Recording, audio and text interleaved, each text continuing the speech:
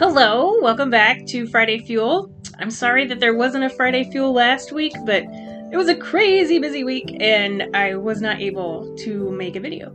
So I hope you're doing okay this week as we prepare for Thanksgiving. Of course, there won't be a Friday Fuel next week because it's Thanksgiving week. But as we've been getting closer and closer to this vacation time and this holiday, we've talked on Wednesday nights a little bit about being thankful and having gratitude. And so Wednesday night this week, we talked about Philippians 1:3-6, where Paul thanks the Philippians for their support of him and their care for him. And he talks about how much of a joy it is to pray for them and to be in ministry with them. And those verses, Philippians 1:3-6, I think are a really nice insight into an actual relationship that Paul had.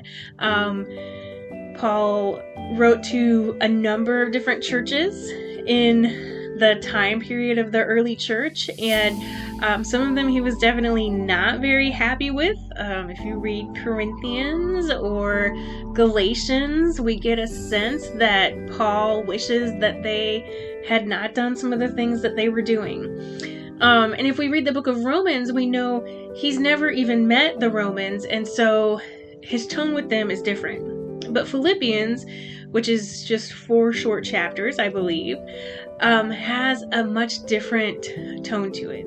That Paul is so glad he has this community that he met with, that he started, that listened to his teaching and has supported him no matter where he is.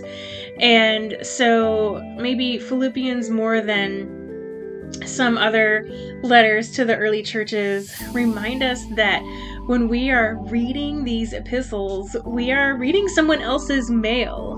And it's really cool, I think, to think about, oh yeah, these people actually knew Paul. We speculate about Paul a lot.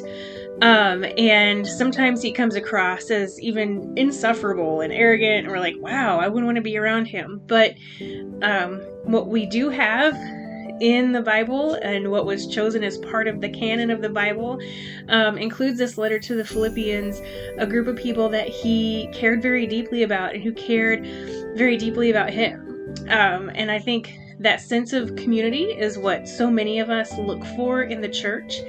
And so I would encourage you over this Thanksgiving weekend that's coming up to take time to be thankful for the people in your life who support you, who are in community with you, who maybe even are in ministry with you in different ways. And then also, if you're missing out on that, find a place where you can find that community of faith and that support and that love and care. So if you're in the Charleston area, that could be the Wesley Foundation if you don't already attend. If you do, I hope it is the Wesley Foundation.